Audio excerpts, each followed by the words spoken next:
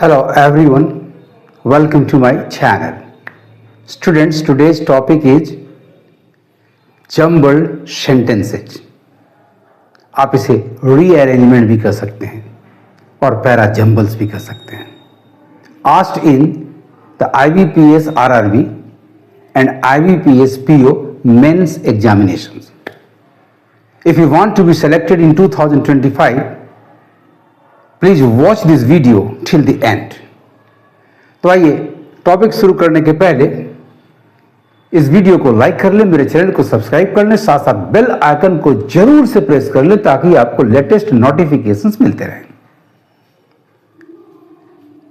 Here in this question you are given 5 sentences named A, B, C, D and E.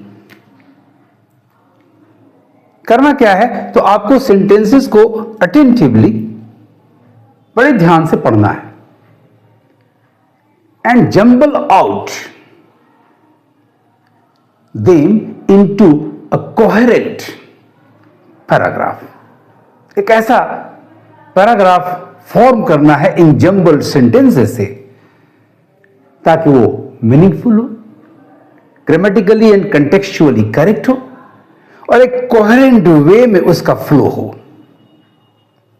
बहुत आसान तरीका मैं बताऊंगा, मेरे टिप्स को फॉलो करना आप. नंबर ए, देखिए कैसे हम सेलेक्ट एंड एलिमिनेट करते हैं. Sentence number A, this is primarily because of restrictive export policies, minimum export prices, export bans और export duties and domestic marketing policies due to the Essential Commodities Act APMC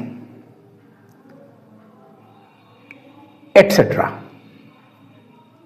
यहां एक act की बात हुई है और एक कमेटी है APMC, agriculture produce marketing committee.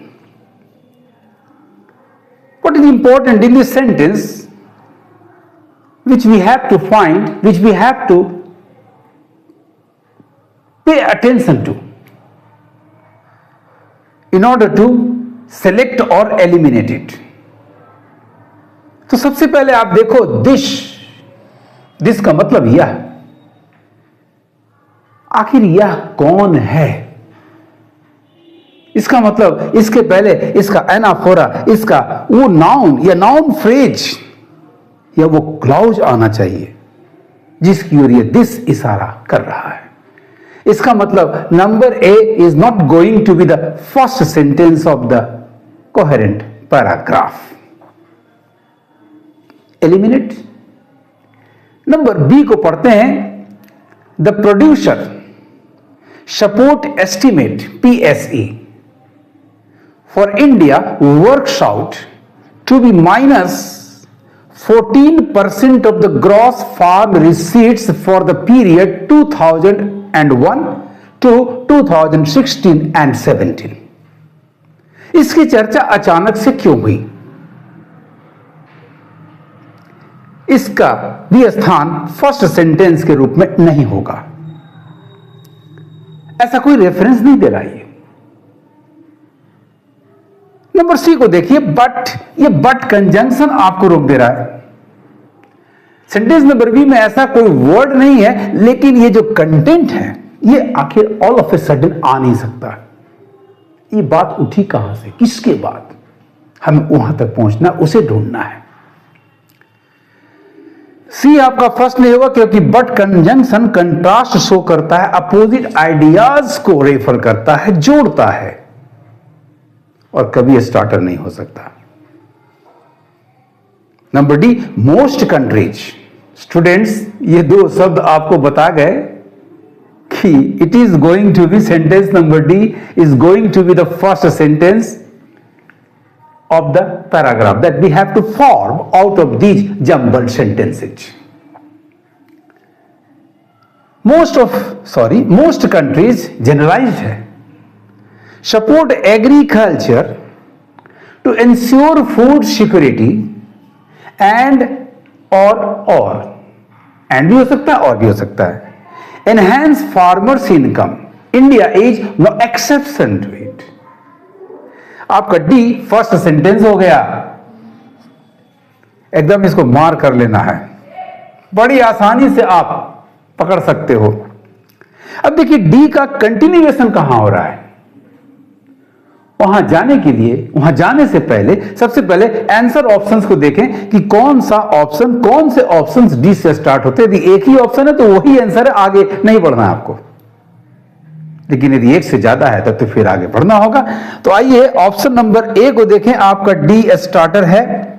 Option number B में बी है, इसको एलिमिनेट कर लें। सी में आपका सी है, एलिमिनेट कर लें। डी में आपका ए है, इसे एलिमिनेट कर लें। ई में आपका डी है। इसका मतलब हमें कंसंट्रेट करना है ऑन 2 ऑप्शंस। तो डी आपका फर्स्ट हो गया। अब सेकंड देखें, ई है या ई है, दोनों में ई है, यानी हमें उसके बाद भी जाना होगा। थर्ड तक तो आना ही होगा, क्योंकि यहां थर्ड में ए है और यहां थर्ड में सी है, तभी हमारा सिलेक्शन हो पाएगा of the most appropriate option.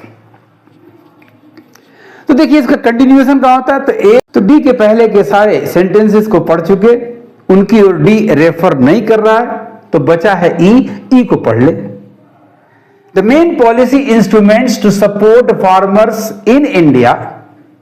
अब मोस्ट कंट्रीज, आपका डी मैं फिर से पढ़ रहा हूं, most countries support agriculture to ensure food security and और enhance farmers income, India is no exception. The main policy instrument, देखिए कंटिन्यूएशन हो रहा है, the main policy instruments to support farmers in India include subsidised fertilisers, power, agri credit and crop insurance on the input side and minimum support prices for major crops on the output front।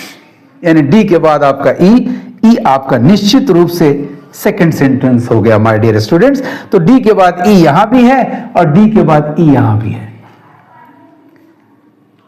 अब देखिए गौर से, यहां the main policy instruments to support farmers in India include this but recent study, ठीक, इसके बाद recent study का reference हमें मिल जाता है। But a recent study conducted jointly by the OECD, Organisation for Economic Cooperation and Development, and ICRIER, Indian Council for Research on International Economic Relations, इन दोनों संस्थाओं के द्वारा ज्वाइंटली कंडक्ट किया गया एक रिसेंट स्टडी है, जिसके अनुसार estimated that India's trade and marketing policies have inflicted a huge negative price burden upon the country's farmers. This is the third one. आपका आंसर सेलेक्ट हो गया। यहां थर्ड सेंटेंस आपका ई है, अतः सॉरी ए है, अतः ये एलिमिनेटेड, और यहां थर्ड सेंटेंस आपका सी है, hence this is selected. The right answer is दस ऑप्शन नंबर ई। मार्क कर लें आप इसको यहीं पर, मैं आगे दोनों को भी एक्सप्लेन करूंगा, DECBA। अब बारी है बी की। देखिए गौर से, थर्ड आपका सी है, but a recent study conducted jointly by the OECD and ICRIER estimated that India's trade and marketing policies have inflicted a huge negative price burden upon the countries farmers. और तब बारी आती है बी की। The producer support estimate PSC for India works out to be minus 14% of the gross farm receipts for the period 2001 to 2016 and 17. This is the fourth one. And बच गया A, the fifth one. This is no doubt the fifth sentence.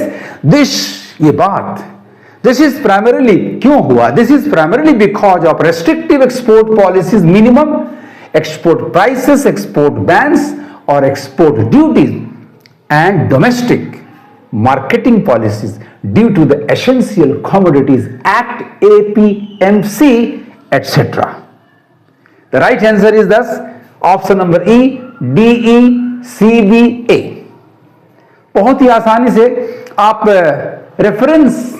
References को ध्यान देंगे, कहीं this होगा, कहीं but होगा, कहीं कोई सेंटेंस ही होगा, वहां इशारा नहीं है तो वो फर्स्ट नहीं होगा, उसके पहले कुछ और होना चाहिए, उसके पहले कुछ और होना चाहिए। जैसे आपने यहां देखा कि सबसे पहले बारी आई डी की, उसके बाद ई, DE एंड देन उसके बाद सी, ऊपर गए, सी के बाद बी और बी के बाद ए। द राइट ऑप्शन ढूंढने में जरा भी परेशानी नहीं होगी my dear students, DECBA।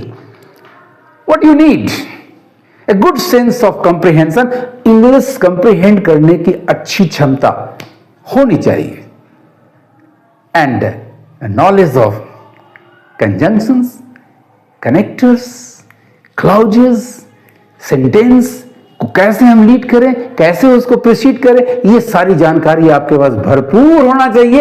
And I am sure you will have to face no problem at all while jumbling out the sentences into a coherent paragraph. आपको मेरा ये तरीका, मेरे ये टिप्स कैसे लगे, कमेंट करना और ज्यादा से ज्यादा शेयर करना। Thank you for watching my video.